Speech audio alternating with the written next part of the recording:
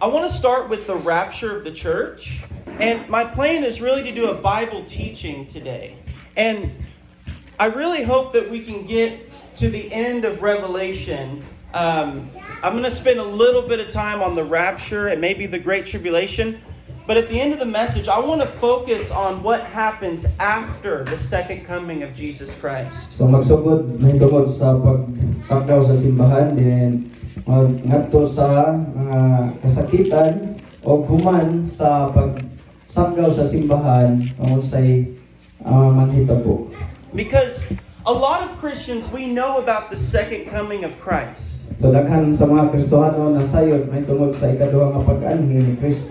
We've heard about the Great Tribulation. So nakadungog na pod may tungod sa dako nga kasakitan nga malabot. We've heard about the Antichrist. So nakadungog na pod may tungod sa Antikristo. We're waiting for Jesus to come for us. Nagapaabot ta ni Ginoong Hesus nga diin balikan ta. But there's actually a lot that happens after the second coming of Christ. So ato ang tan-awon kung unsa ang mga paghitabo human sa iya nga pag-anhi. The Bible mentions 1,000 years that Christ will reign on the earth. So ang Biblia nagasulti may tungod sa kining usa ka libo ka tuig nga diin si Ginoong Hesus maghari dinhi sa kalibutan. And it said he will rule from Jerusalem. O din siya adto sa Jerusalem. And there will be perfect peace on the earth. O ana unyay hinihintip nga kalinaw diha sa tibuok kalibutan. The lion will lay down with the lamb.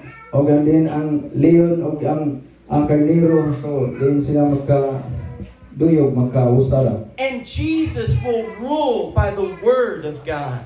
O din si Ginoong Hesus din siya pamulong may tungod og pagsulti siya may tungod sa pulong sa Dios. And then even after the 1,000 years, O bisan pa ngadto human sa niana nga mao nga sa kalibog ka tuig. there's more prophecy in the Bible. Doon na pagayoy ining uban pa adiin mga gipanagna diya sa Biblia. The Bible speaks of the new heaven and the new earth. Kaya ang Biblia nagasulti may tungod sa bag-o nga langit ug bag-ong yuta. And the great white throne judgment. O may tungod usab niya ang dakong trono sa paghukom. When the wicked will stand before God. Adiin ang mga dautan mo barog at tubangan sa Dios. And then eternity forevermore. O diin moabot ang kining walay katapusan. Amen?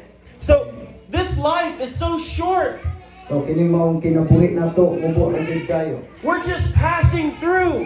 Adiin molapay ra gid ta. We're here to serve God now. So niya kita aron nga diin mag-aalagad sa ato nga buhi nga Dios. But there's a kingdom that's coming. Apan adunay gingharian nga umalabot. The kingdom of God Ang gingharian sa Dios. is coming to this world. Adiin moabot niining kalibutan. Jesus Christ is coming again. Kay si Ginoong Hesus moanhing pag-usa. And that's the hope that we have. Ug mao kana ang paglaom nga diin aniya kanato. He's going to make all things new.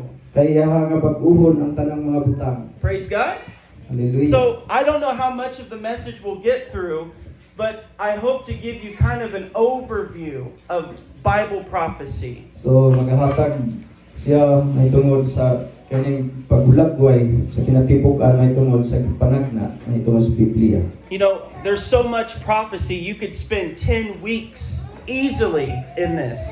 So dunay mga panagna diri nga diin ang kakinahanglan og ganing mga sinimana nga diin pagtuon. Praise God. So, we'll try to keep it simple and glory to God. So, 1 Thessalonians chapter 4, verses 15 through 18. And if someone would like to read Messiah, 15 hangtod sa So 18. nang Tesalonica 4:15 ngadto sa 18. Kisay mo basa. Ang pulong sa Diyos nagaingon, ang patulunan sa Ginoo nga itudlo kanamo kaninyo mao kini. Kita nga buhi pa magbalik sa Ginoo dili maguna ni atong namatay na. Unya mabati ang sigid sa pagmando o ang tingog sa aganghel ingon man ang lanog sa trumpeta sa Dios o mukunsad ang Ginoo gikan sa langit. Mao'y unang mabanhaw kadtong namatay nga tuo kang Kristo sa 17. Kunya kita nga buhi pa ni atong adlaw bayawon uban kanila dito sa mga panganod aron pagsugat sa Ginoo. O kita unya uban nga kanunay sa Ginoo. Sa 18 busa ko linisideka mo tungod ini paglauma. Amen. So I'm going to read verses 16 and 17. So, for the Lord himself will descend from heaven with a shout, with the voice of an archangel, and with the trumpet of God. And the dead in Christ will rise first. Then we who are alive and remain shall be caught up together with them in the clouds to meet the Lord in the air, and thus we shall always be with the Lord. Amen? Amen. So, magampota. Father, I just ask you today, God, Lord, to speak to us by your word. Lord, I ask you today to anoint Pastor Mike, to anoint myself, God, by the power of the Holy Spirit.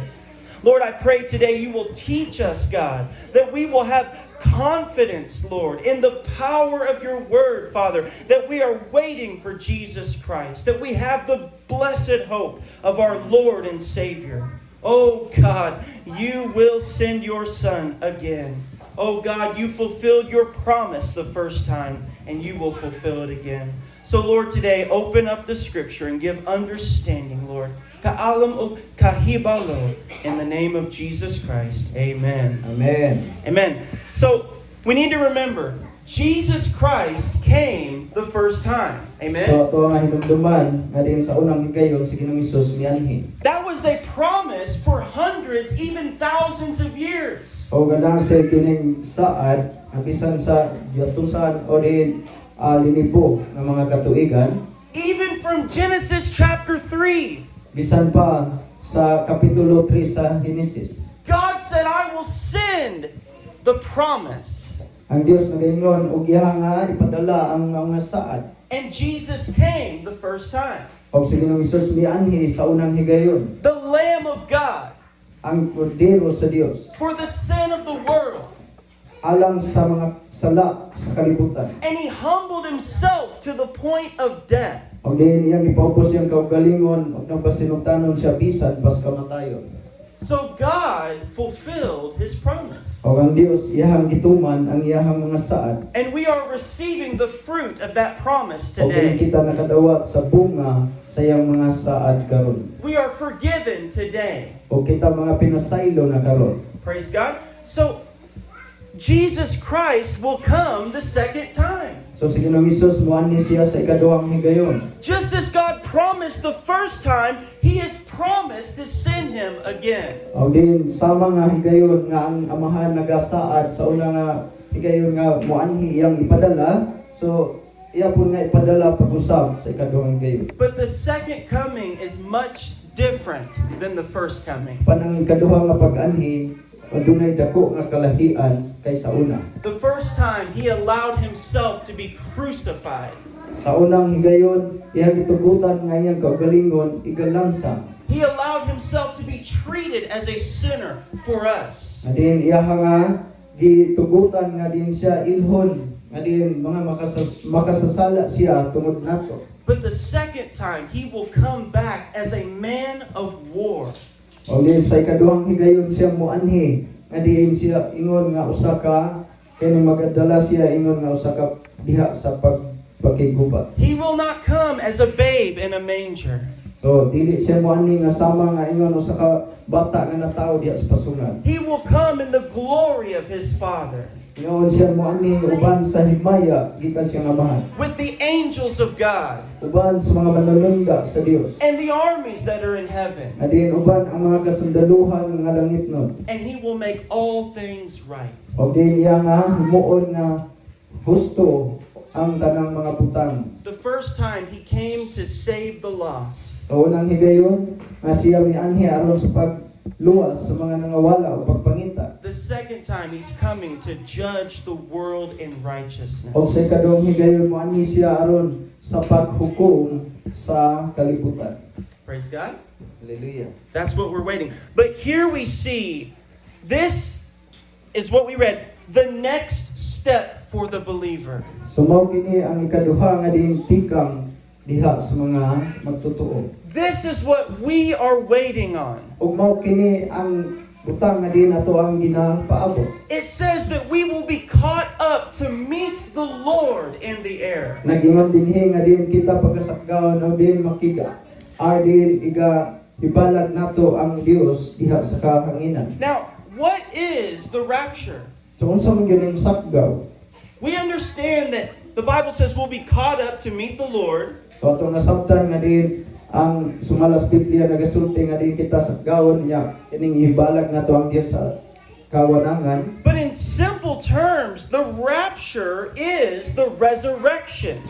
So usa ka yano nga din termino ang kining sakgaw usa day kini siya sa pagkabanhaw. It says the dead in Christ will rise first. Nagaingon diri nga din ang sila nga nangamatay diha ni Kristo una sila nga mamangon. Now, what does the Bible mean by resurrection here? So unsa man ang ipasabot sa Biblia may tungod sa pagkabanhaw ni dinhi. Because the Bible's clear, when you die, your spirit will go to heaven. Kaya ang Biblia nagasulti sa dihang na ikaw mamatay, kita mamatay, ang atong espiritu moadto sa langit. To be absent from the body is to be present with the Lord. Kaya nagingon siya kay ang pagkawala nato diha sa atong alawas ngadto ta nakig-uban sa But Ginoo. your body goes in the ground. Apan ang atong lawas kini paingon ngadto sa yuta. And so it's speaking of the resurrection of your body. So kini siya pasabot nagasulti may tungod sa pagkabanhaw sa imong lawas. See, we will have a glorified body. O dili anang panahon na makaangko na kita og mahimayaong A lawas. body that never dies. Kanang lawas nga dili na mudangat pa sa kamatayon, A masinatig body kamatayon. that never grows old. Nga din kanang lawas nga dili na mo tigulang. And that's why it says the dead in Christ will rise Ug first. mao kana ang iyang pasabot nga ang mga nangamatay diha ni Kristo muuna sila sa pagpamangon. Jesus resurrected bodily. So si Ginoong Hesus siya nabanhaw nga aduna gayoy lawas. Both his spirit and his body. Amen. He is alive. So ang iyang espiritu ng lawas kini siya buhi gayon. He told Thomas, touch my hands, touch my side. Giingnan niya si Tomas nga din hikapang akong kamot o din ang akong kilid nga gidughang sa bangkaw. For a spirit does not have flesh and blood like you see that I have. Kaya ang espiritu wala na si dugo o din unod. Jesus, even now, is resurrected in glory. Kaya si Ginoong Hesus hangtod karon siya nabanhaw diha sa himaya. And the Bible says, because he lives, we shall also live.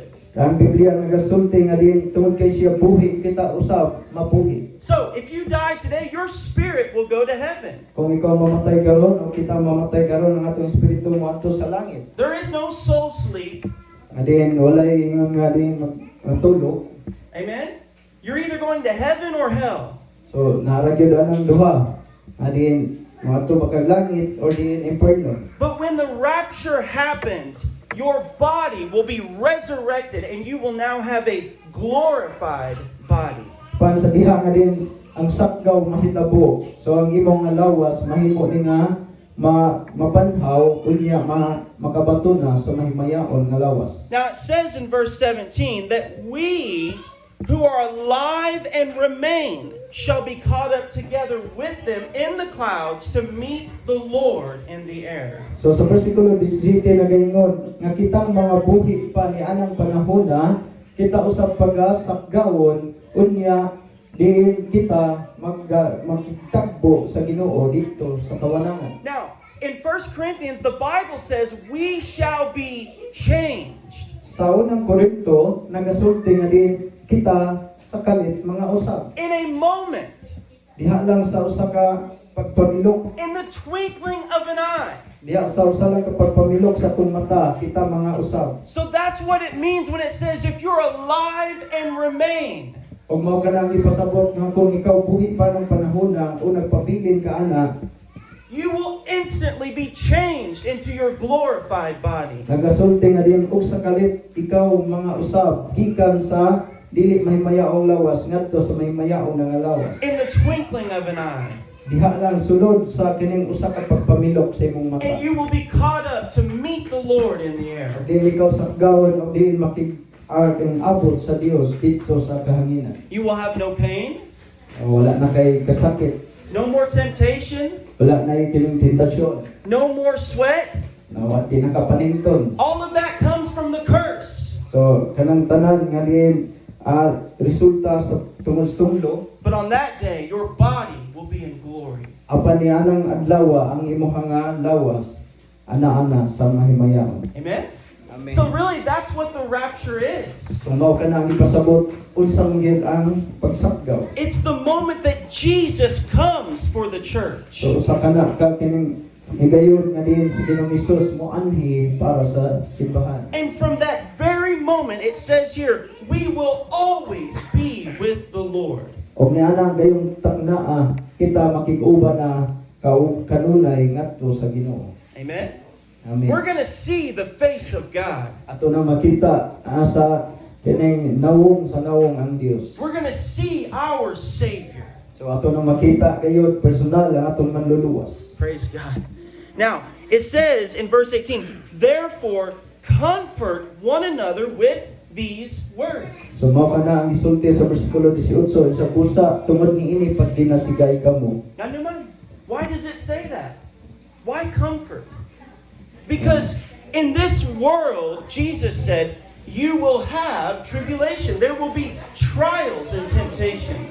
So mao din hinungdan nga nung mayon siya pag dinasigay kamo kay niini kalibutan na aduna gayong mga tentasyon o mga kalisdan. See, no matter how good this life is, So wala ni nagbase unsa man gid ta ka maayo o kanindot ning kinabuhian. it will never compare to the glory of heaven. Dili kayo kini kakumpara diha sa mahimayaon diha sa kalangitan o sa langit sa ginharian. There is a certain divine dissatisfaction in this world. So aduna gayoy dili pagkatagbaw dinhi sa kalibutan. See, we have joy now.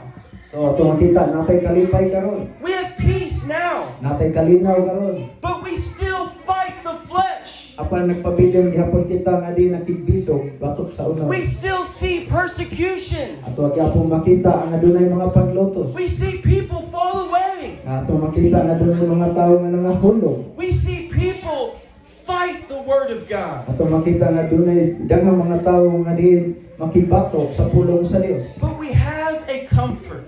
Apan aduna kitay kining pagdinasigay. We have a blessed hope Aduna kitay kining paglaom that one day Jesus Christ is coming for us. nga din usa niya kaadlaw si Ginoong Hesus moabot para kanato. Now, another major Bible event is the Great Tribulation. So usa sa kinadak-an nga din panghitabo nga naa gisulti sa Biblia kanang dako gayud kayo nga kasakitan. So, Matthew chapter 24, verse 21. Sa Mateo 24 bersikulo 21. So, I'll go ahead and read the English, and then if somebody would read Visaya, sunod. So, Matthew 24:21. For then there will be great tribulation, such as has not been since the beginning of the world until this time, no, nor ever shall be. Kisay mo basa sa 21.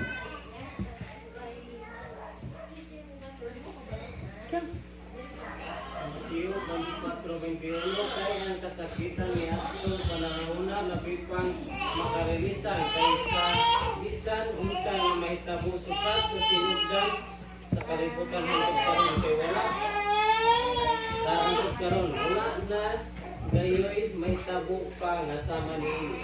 So, these are the words of Jesus.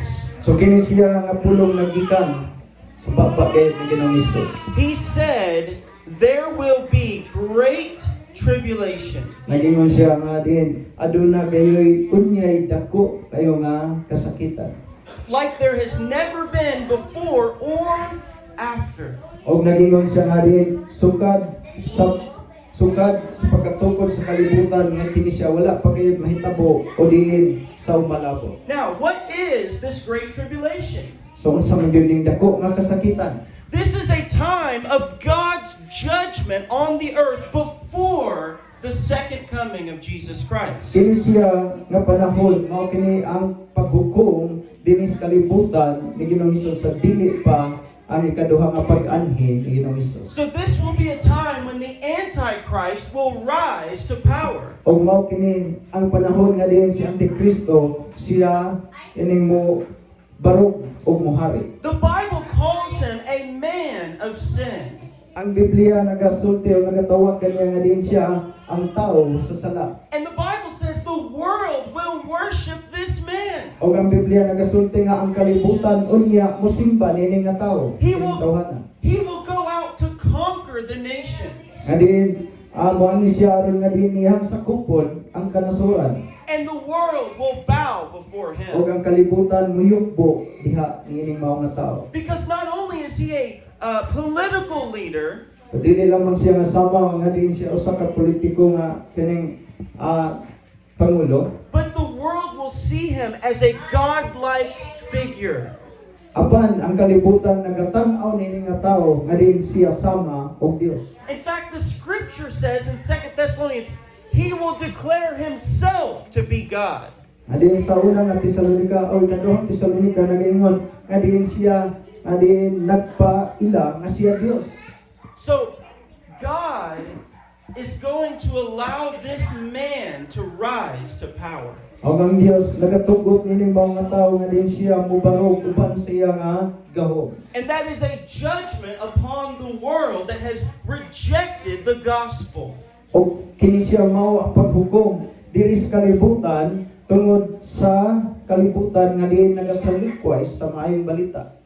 Now, during the tribulation period, So sa panahon unya sa kasakitan, men will still have an opportunity to be saved. so ang tao na pagyapoy kahigayunan nga diin siya maluwas.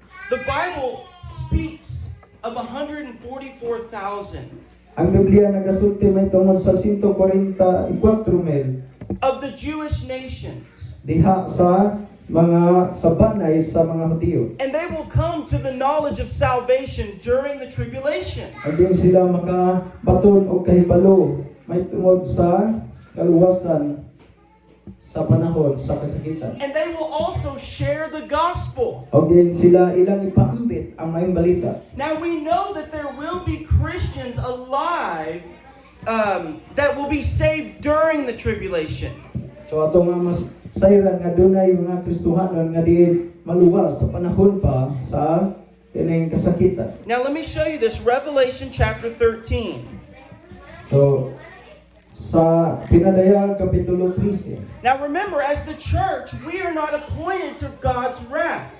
So ingon nga kita iglesia o simbahan wala kita gipili para sa kapungot sa Dios. So we are waiting for the rapture of the church. Kay kita nagapaabot may tungod sa pagsakgaw sa simbahan. But the tribulation period will be a 7-year period.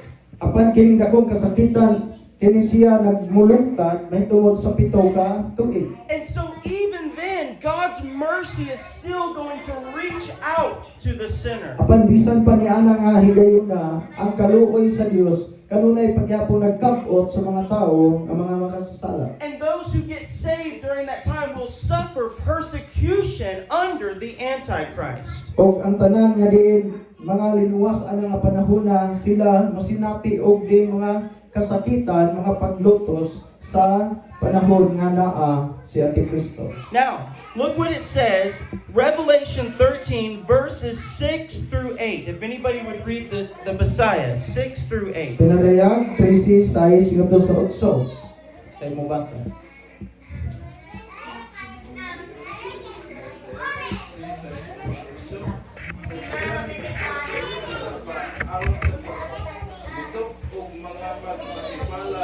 Batok sa Diyos, sa pagkakasipala, batok sa iyang ngalan, o batok sa iyang puwianan, kanila nga nagtuyo sa langit, siti. Siya gitubukan sa pagkakubak, batok sa mga balaan, o sa pagdaog kanila, o kaniya gihatag ang kagahom aron iyang pagabutan ang tanang kabanayan ug katawan ug pinulunan ug kanasuran ug ang tanan na nagbuyo sa yuta magasimba kaniya tanan sila kinsang manangalan sa wala pa ang pagkatukod sa kalibutan wala man sulat sa basahon sa kinabuhi nga iyan sa gipatay nga kordero ang purong Kristo. Amen. So notice in verse 7, it says it was granted to him to make war with the saints and to overcome them. See, so there will be Christians who are saved because God's mercy is still extended even up to the second coming of Christ. And because they're alive at that time, they will suffer the persecution of the Antichrist. So doon nagyapon niya maluwas niya nga panahon na pero tungod kay kini siya naghari man si Antikristo so mo sinati kayo ang mga Kristohanon ni ana o mga pag-antos. So understand that even though we are waiting for the rapture, we are excited that God will save us from His wrath. So ito nga sabdon nga din bisan kita nga nagahulat sa sakgaw kita usab adunay kasibot nga sa iyang pag-abot. But those who come to the knowledge of Christ at that time, Apan, kanila nga diin gustong mahibalo may tungod ni Ginoong Hesus nga nang higayon na panahon. they will be persecuted by the Antichrist. Aduna gayoy mga paglutos tungod ni Antikristo anang paghigayon. Amen? So this is the teaching here. And it says in verse 8, all who dwell on the earth will worship Him. Sa bersikulo 8, ug ang tanang nagapuyo sa yuta magasimba kaniya. So this man has a demonic power. So kini mao nga tawo aduna gayoy kining gahom nga gikan sa yawa o And he seduces the whole world. og iyaha gayud nga din talon o din gusto niya nga din sakupon ang tibok kalibutan To turn and follow him. aron nga din kini masunod kani. Now, we know God's mercy is still extended also during the tribulation because Revelation 14 verse 6. Sa Pinadaya 14:6. And verse 7, if someone would read the Messiah. Oh, yeah, go ahead. 6 and 7. Ako ang laing anghel nga naglubad o nagdala sa walay katapusang mensahe aron isang yaw ngadto sa tanang kagawan sa kalibutan sa nagkalain-lain. Kaso banay ang pinulungan. Sisite o isulti siya puso. Haluki ang Diyos dahil siya dahil iabot na ang panahon na umpa niya ang katawhan. Baka ni siya na maoy nagbuhat sa langit o sa yuta, dagat o sa mga buran. Now, I want you to think about God's mercy. So gusto ko nga din mga pamalandong mo may tungod sa kaluoy sa Dios. This is right in the middle of the Great Tribulation. So kini siya naa sa tunga-tunga diha sa dako gayud nga At kasakitan. this time, God is pouring out His wrath upon the earth. Og di ani nga higayon na iyang giapo ang iyang kapungot dinhi sa kalibutan. In fact, the Bible even says all green grass will be burned up. Og ang Biblia nagasulti nga ang tanan nga lunhaw ngayon nga din mga tanom kini siya mga matay. The waters will turn to poison. Og din ang dugo mo mahimo gayud nga din siya hilo. And many other judgments. Og daghan pa kayo mga paghukom. But in the midst of that, we see God sending angels through the air to preach the gospel. Apan diri sa tunga-tunga nga bahin imong makaplagan nga din ang Dios nagapadala gihapon mga manulunda diha sa kawangangan kahanginan aron magawali sa may balita. These are people who weren't ready for the day of judgment. So kini mao nga mga katawhan nga diin sila andam sa adlaw unya sa paghukom. And yet God is still sending angels to preach to them. Apan ang Dios nagpabilin gihapon siya magpadayon sa pagpadala og mga manlunda aron sa pagwali kanila. And look, it says, fear God in verse 7 and give glory to Him, for the hour of His judgment has come. Og nagingon diri kahadlokin ninyo ang Dios og kaniya ihatag ninyo ang himaya kay niabot na ang takna sa iyang paghukom. Think about God's mercy. Atong pamalandungan ang pagkamaluluyon sa Dios. Salvation is possible all the way up to the second coming of Jesus Christ. So ang kaluwasan aduna paghihapon nagapadayon paghihapon nga doon na si mga tawo nga iyang pagaluwason bisan pa human sa pag-anhin ni Kristo. Now remember, we are saved right now. So atong hinumduman kita mga linuwas na karon. God will not pour out His wrath upon us. Ang Dios dili na niya iyabo ang iyang kapumot ani kanato. But for those who are lost at this time, Apan kanila nga diin wala paghihapon makaplagi wa paghihapon mabalik diha sa Ginoo aning higayuna and they are experiencing the great tribulation, og sila makasinati niya ng dako nga kasakitan. even then God will reach out in mercy. Og bisan pa ni anang higayuna ang Dios magkapot paghihapon kanila tungod siyang pagkamaluluyon. This Bible speaks about those who came out of the great tribulation and made their robes white in the Lord. Ang nagingon ang pulong sa Dios nga diin sila nga diin mo daog niya ng dako gay nga kasakitan, sila magasunog niya ng puti nga piste. Amen? Amen. Isn't God merciful? So ang Dios maluluyon ba? But we want to be ready today. Amen? Praise Amen. God. Let's be ready now. Andamna.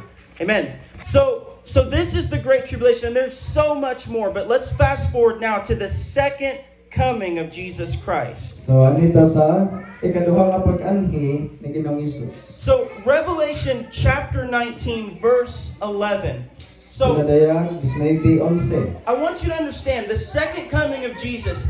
This is when Christ will physically come and touch down in this world.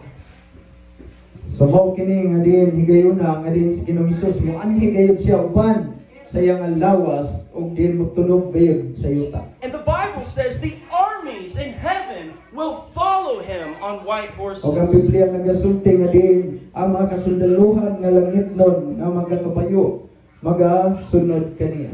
We will be with Christ when He comes back. Og diin kita kauban na gyud ni Ginoong Hesukristo anang panahon na sa dihang mo abot na siya ug moanhin na siya. We will have a front row seat to the coming of Jesus Christ.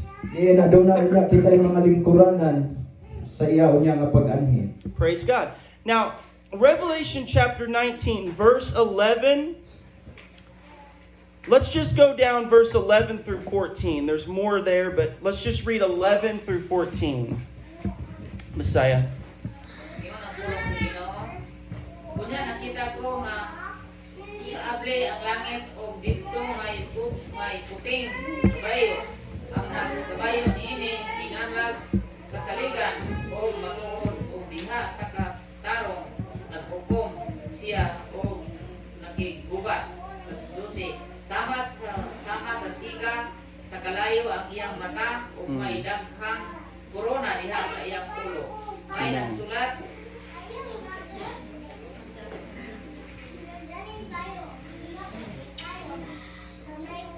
may nagsulat kaniya nga ngalan o siya lamang ang nakailan ini. Sa 13, nalukok sa dugo ang iyang piste o ginganlan siya ang pulong sa Diyos. Sa 14, nagsunod kaniya ang kasundaluhan sa langit na nagkabayo o mga puting kabayo o nagpistig puti o limbyong lino. 15, go ahead and do 15. Nigula sa iyang baba ang hait nga espada nga gamiton niya kung buntog sa kanasuran. Maghari siya kanila sa paaging mahingpit gayon o punon niya ang ubos diha sa puganan. Pugon niya ang ubas diha sa puganan sa kapuhot sa Diyos na kalabing kamhanan. Amen. So notice this is a day of wrath. So ato ang sayran kini mao ang adlaw sa kapungot. This is not the gentle lamb. This is the roaring lion of Judah. So dili na kini siya kato nga malumo nga diin karnero kundi sama na siya sa usa ka leon sa Huda. Now, it says, heaven opened, and behold, a white horse. Og nagingon diri nga og ang kalangitan na abli og nakita diri ang usa ka puti nga kabayo. And he was called Faithful and True. Og kini siya gitawag matinud-anon o kasaligan og matuod tinuod.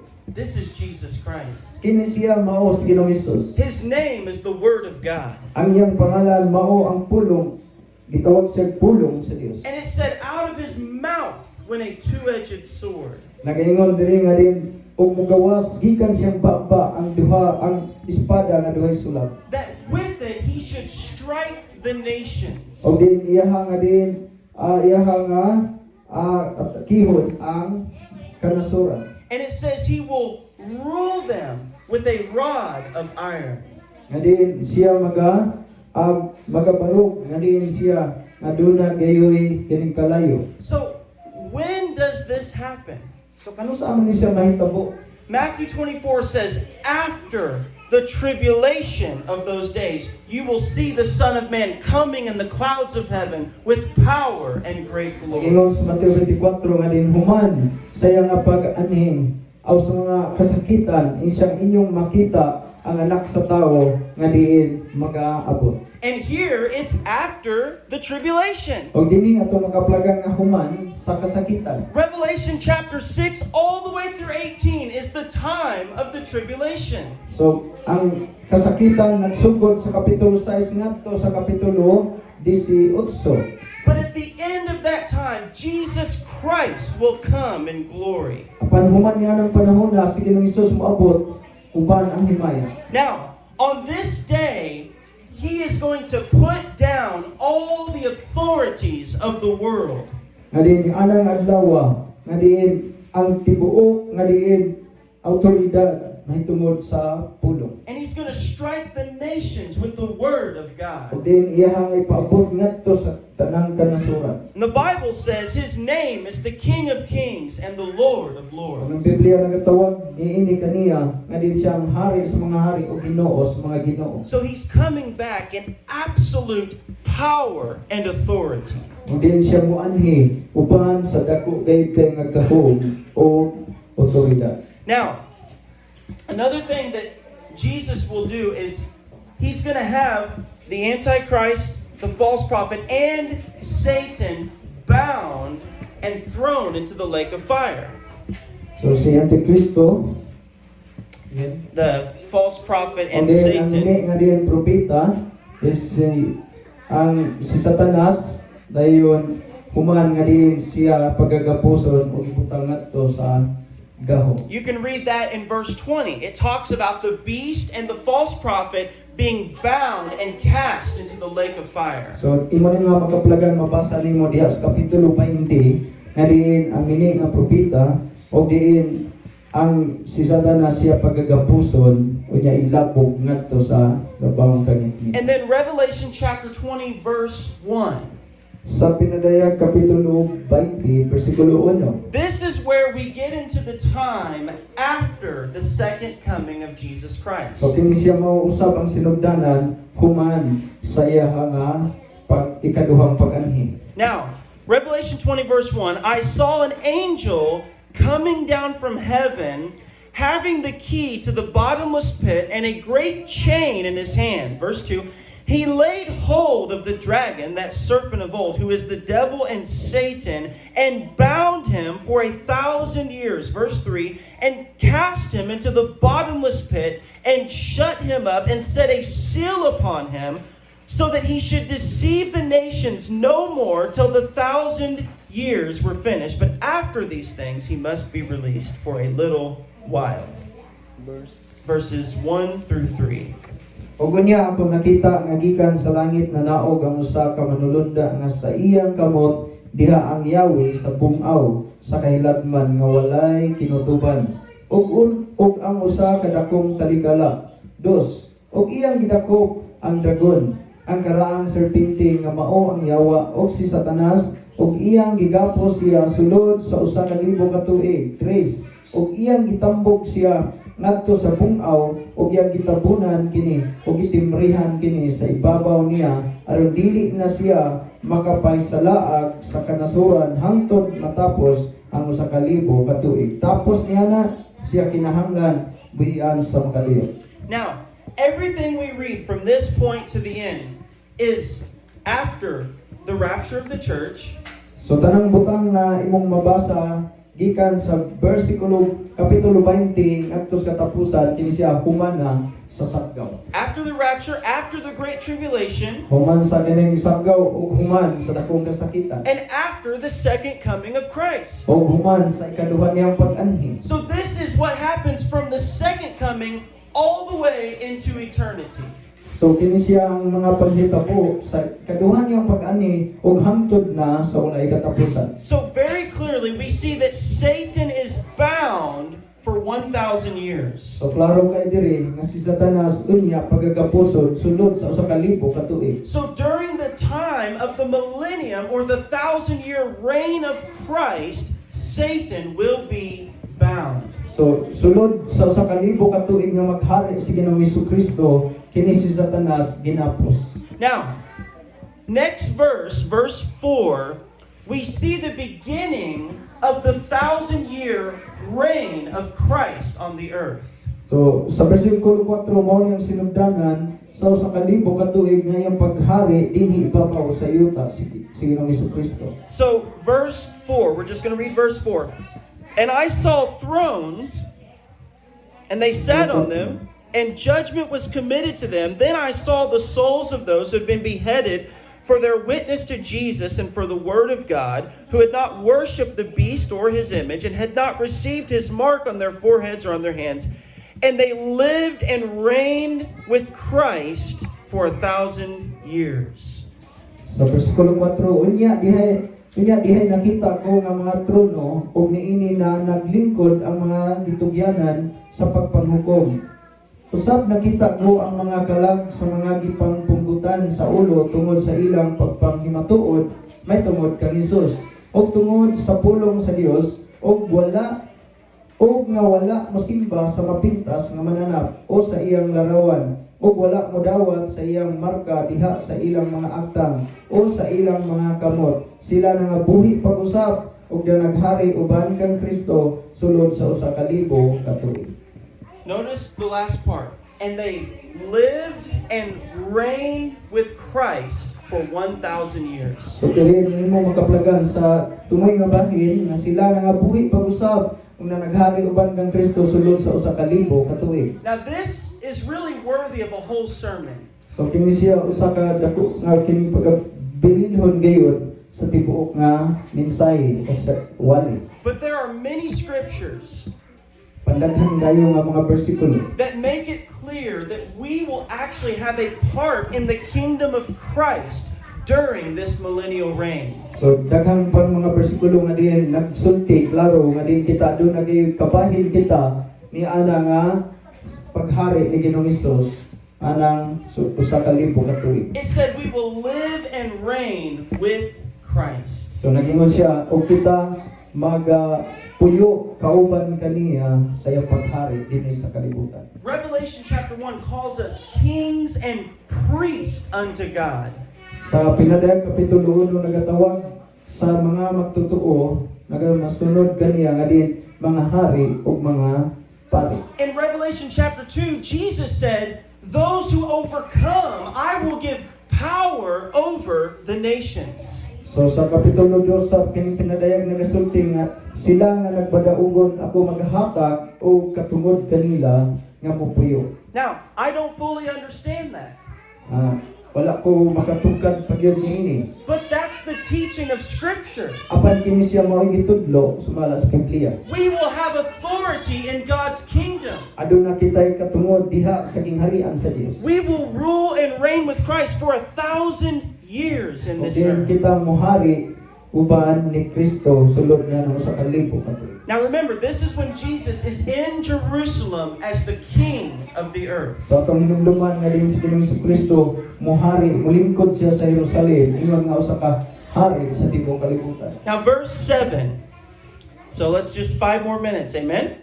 So verse 7, now when the 1,000 years have expired, Satan will be released from his prison, verse 8, and will go out to deceive the nations which are in the four corners of the earth, Gog and Magog, to gather them together to battle, whose number is as the sand of the sea. Verse 9, then they went up on the breadth of the earth and surrounded the camp of the saints and the beloved city, and fire came down from God out of heaven and devoured them. Verses 7 through 9. Sa pinadayag 20 city ngadto sa Navy. O gini katapos na sa usa ka libo ka tuig, si Satanas pagabuhian gikan sa iyang bilangguan. 8. Og mugula siya aron sa pagpanghisalaag sa mga nasod nga anaa sa upat ka tumoy sa yuta, sa Gog ug sa Magog, sa pagpatagbo kanila alang sa pagpakiguba ang ilang gidaghanon ingon sa bunbon sa dagat o balas. Navy, og mitungas sila ngadto sa halapad nga yuta og ilang gilibutan ang kampo sa mga balaan og ang syudad nga hinigugma apan dihay kalayo nga mikunsad gikan sa langit ug milamoy kanila. So Hallelujah. it says that Satan is released from his prison. So nagingon dinhi, mao kini ang panahon nga diin si Satanas pagabuhian gikan sa iyang bilangguan. And he goes out to deceive the nations. Og diin siya mo anhi pag-usab aron nga diin iyang limlahon o limbungan ang kanasuran. And there are some who follow Satan. Apan daghan po naay pipila nga diin mo sunod kang Satanas. And it says in verse 9, they surround the camp of the saints and the beloved city. Og nagingon dinhi sa bersikulo 9 og ilang gilibutan ang kampo sa mga balaan. So they're going to try to make war with Jesus Christ. So adun na gayoy kini pagpakigubat diha kang Kristo. And fire comes out of heaven and devours them. Apan adun ni kalayo nga diin mikunsad ug milamoy kanilang tanan. Now, glory to God. In verse 10, we see the final appointment of Satan. Sa bersikulo 10, diri nato makita ang katapusan nga diin panghitabo mahitungod kang Satanas. Now, this is enough to give you an old Pentecostal shout, amen? The devil who deceived them was cast into the lake of fire and brimstone, where the beast and the false prophet are, and they will be tormented day and night forever and ever. Amen. Bersikulo 10. Praise O God. ang yawa nga nagpahisalaag kanila gitambok ngadto sa linaw nga kalayo o gasupre diin natuan ha ang mapintas nga mananap og ang mini nga propeta ug didto pagasakiton sila sa adlaw ug sa gabi hangtod sa kahangturan. That's why the Bible says the devil knows that he has a short time. Mao gana nga ang Biblia nagasulti nga din ang yawa nahibalo siya nga mubo na lang ang iyang panahon. Right now, he walks the earth as a roaring lion. So karon siya nagalakaw-lakaw diri sa kalibutan sama sa leon nga nagngulog walay ngipon. Deceiving the nations, Aron nga limbungan ang mga katawhan ang kanasuran. taking souls to hell. Aron nga ang mga kalag sa mga malimbungan dan-on niya sa inferno. But his judgment is coming, Apan ang paghukom alang kaniya nagasingabot. and he will burn forever in the lake of Ug fire. diin siya magaangtos gayod didto sa linaw nga kalayo sa inferno. Amen. We have victory over the power of hell. Hallelujah. Doon na kita'y kadaugan diha sa gahom sa inferno. Praise God. So now we see the next thing, the great white throne judgment. And I'm not going to read all this because we're kind of out of time, but I just very quickly, I want to take you to the end. So in verse 11, I'm not going to read it, begins the great white throne judgment.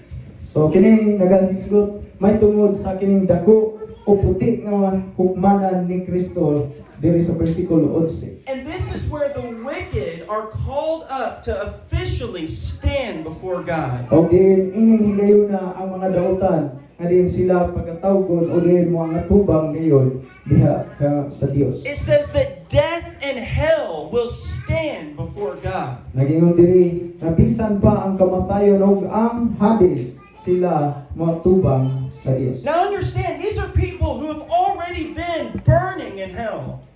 Atong masabtan mga igsoon nga din kini mga tawhana naa naman sa linaw nga kalayo. But now they are receiving the official and final judgment of Ang God. paniining higayuna sila magadawat sa din sa kining hukom gayon alang kanila o sentensya para sa ilang kalag. And verse 14 says that death and hell were cast into the lake of fire.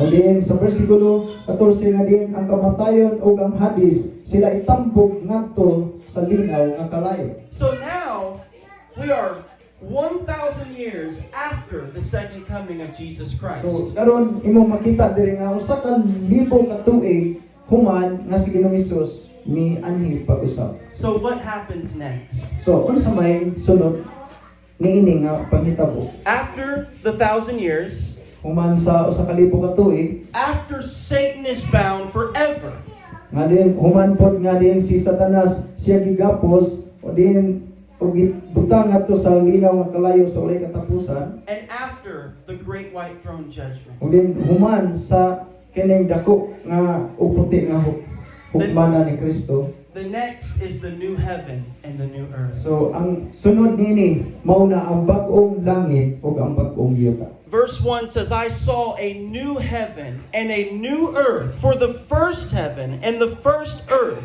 had passed away. 21. 21 verse 1.